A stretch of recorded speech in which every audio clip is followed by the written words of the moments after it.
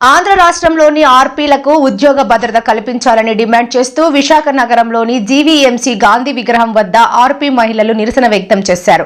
మహాత్మా గాంధీ వర్ధంతి సందర్భంగా జాతిపిత గాంధీ ఆశయాలకు అనుగుణంగా మహిళలను ఎదగనివ్వాల్సిన ప్రభుత్వాలు అణగదొక్కే ప్రయత్నం చేయడం దుర్మార్గమన్నారు. ఈ సందర్భంగా ఆర్పీలకు మిగిలిన ఉద్యోగులు మాదిరిగా ఉద్యోగ భద్రత కల్పించాలని, అదేవిధంగా వారి యొక్క వేతనాలను వారి సొంత అకౌంట్లకు వేయాలని కోరారు. ఎన్నికల సమయంలో చంద్రబాబు నాయుడు ఇచ్చిన హామీలను అమలు చేయాలని డిమాండ్ చేశారు. స్వతంత్రంలోనూ దళితులు, మహిళలు, మైనారిటీలు, గిరిజనులు, అట్టడుగు వర్గాల హక్కుల్ని కాపాడడంలోనూ, ఈ దేశం నుండి బ్రిటిష్ వాడిని తరిమేయడంలోనూ, ప్రజల యొక్క చైతన్యం మీద అత్యంత విశ్వాసం ఉంచి ప్రజల్నే ఆయుధంగా మలిచి సత్యాగ్రహం చేయించడంలోనూ మహాత్ముడికి సాటి ఎవరు రారు. ప్రపంచంలో మహాత్ముడి స్థానం చాలా ప్రత్యేకమైనది. అటువంటి వర్ధంతి సందర్భంగా మేము కూడా ఈ పక్కనే ధర్నా చేస్తున్నాం.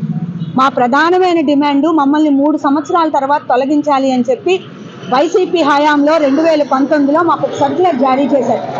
ఆ సర్క్యులర్ని వచ్చిన దగ్గర నుంచి మేము పోరాడుతున్నాం.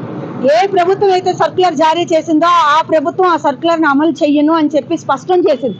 కానీ మన జీవీఎంసీలో తెలుగుదేశం గెలిచిన తర్వాత, ఎలక్షన్స్ అయిపోయిన తర్వాత, కూటమి ప్రభుత్వం అధికారంలోకి వచ్చిన తర్వాత ఆ సర్క్యులర్ని మళ్ళీ అమలు చేయడం కోసం తీవ్ర ప్రయత్నం చేస్తున్నారు.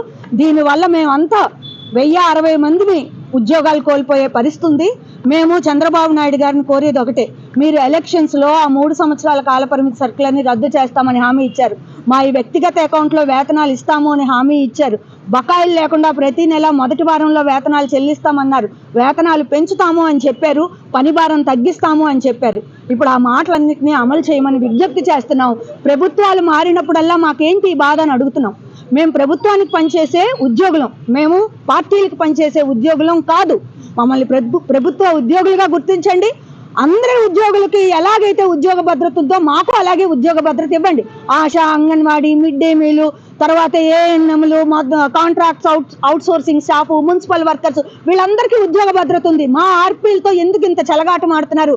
మా ప్రాణాలతో చెలగాటం ఆడుతున్నారు. మీరు పెట్టే వర్క్ ప్రెషర్ వల్ల చాలా మంది చనిపోయే పరిస్థితి వచ్చింది. ఈరోజు జయమ్మ అని 22వ వార్డులో సీనియర్ మోస్ట్ ఆర్పీ, తను కూడా ఈ వర్క్ ప్రెషర్ భరించలేక చనిపోయారు. కాబట్టి ఇంత వర్క్ ప్రెషర్ పెట్టడం, మా జీవితాలతో చెలగాటం ఆడడం చాలా అన్యాయం. మహాత్ముడు ఏం చెప్పాడు? మహిళ అడుగు ముందుకేస్తేనే ఈ దేశం అడుగు ముందుకు పడుతుంది అని చెప్పారు.